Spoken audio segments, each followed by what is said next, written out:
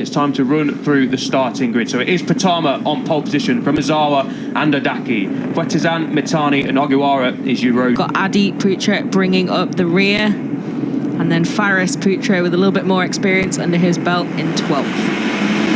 The riders then start their warm-up lap on the number 20, number 14 of Odaki. Didn't get away too well. Ozawa didn't get away too well either from the front row, the number 21 machine. Watch out for him. But Potama, look at his lead. Round turn one he goes. He's already got 5 bike lengths lead going into the opening lap. He did that yesterday, so the riders have just got to get their heads down and chase. They have indeed. So Odaki already looking a little bit impatient there. You can throw it away very early, but you can't win it this early.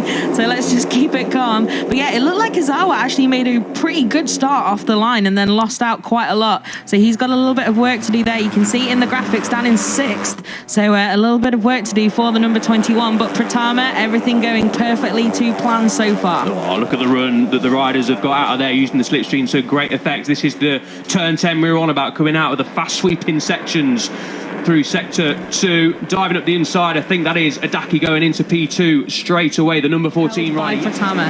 Let's get the lead gap across the line. 1.4 seconds, the fastest lap of the race by Potama, 1:43.214. That's a very, very quick lap indeed from the number 7 machine. He's into his rhythm nice and early, is Potama. Odaki cut the gap a little bit, held. And we've got a crasher then, Raycat Fadilla, sadly crashing out. You can see rider up okay on his feet there.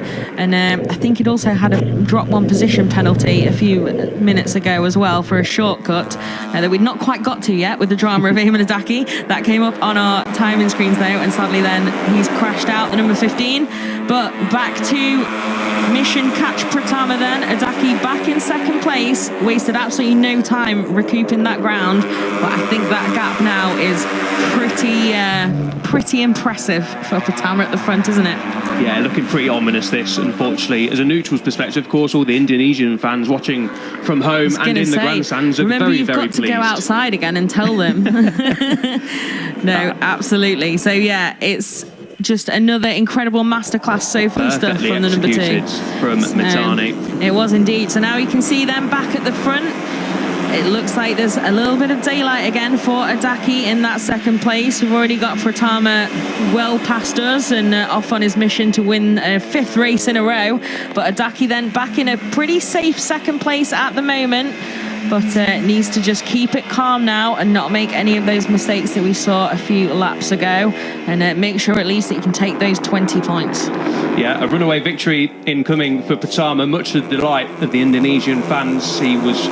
Yeah, the mistake down at turn 16 has ultimately cost Odaki any chance of trying to fight for the victory here on Sunday afternoon. All he's got to do now, the number 14, is to try and finish in 2nd place, just as he did yesterday. Odaki trying to climb his way up the championships there. Yeah, exactly, and being able to attack early on as well. Yeah. He wasn't on the back foot trying to make up that ground by himself, and yeah, it was just able to stay with him, learn from him, get in front of him as well.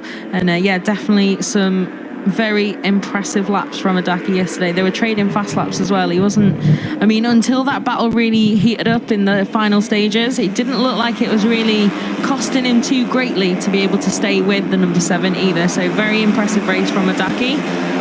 This is a good fight now, isn't it? Look, it's absolutely bunched up, and I'm sure it will do even more now. 5 on the timesheets. Takira needs all the points he can get, but that turns 15, 16 so easy to make a mistake. It's a hot spot for crashes and running wide. We've seen it across every single class this weekend. Even the best riders in the world make that mistake. So it's a very, very tricky sort of couple of corners to try and get right. You're heavy into the braking zone. You're having to lean the bike over into turn 16, trail, break it into the tight right-hander of turn 16. So yeah, a very, very difficult section of track to get right. Very technical way to end the lap here. And it's now Hafi who's moved up into that 5th place, the number 19 from Malaysia.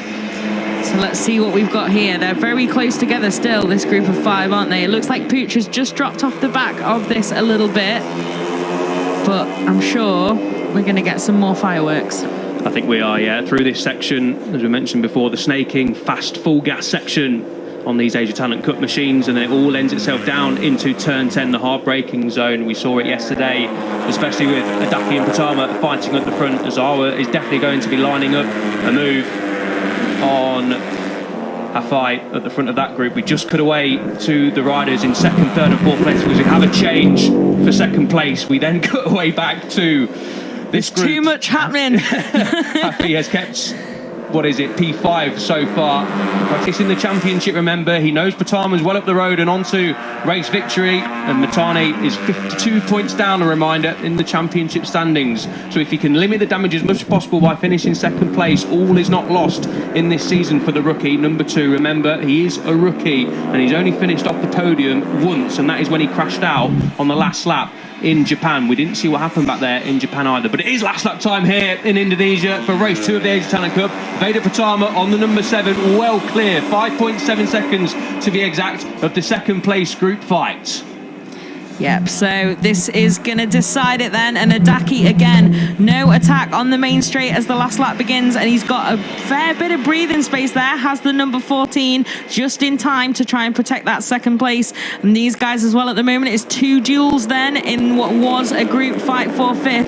Who is going to come out on top here? At the moment, it's advantage Takahira. But I think that might be about to change already. I think it might be, yeah. Happy will be looking at doing the outside of turn 7 line again once more. If he does, that'll be super impressive. You can already see then Adaki had a little bit of a gap on the 2 riders behind him going through sector 1, but the slipstream effect through sector 2 is coming into play. Matani up the inside down at turn 10, heavy braking zone. Adaki late on the brakes. Is he going to make the apex? Yes, he is.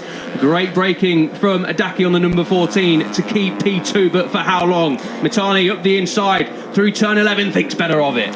He does indeed, and now he's under a little bit of threat there from Ogiwara as well. And then Izawa making moves in what is once again a group battle then in that fight for 5th.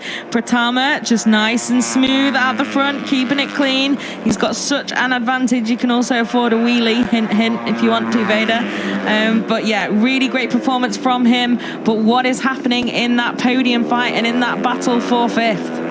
Pratama then rounds turn 16 and rounds turn 17. Nice and cleanly doing. What a race, what a weekend for the Indonesian. Perfection again from Pratama here in Mandalika. What's happening in the group behind? We watch Pratama over the line celebrating. What's happening with the second place fight? Matani crosses the line in second place. Adaki claims 3rd, and it's Ogiwara. So on the live, Adaki hanging it around the outside, banging it down the gearbox, making the apex.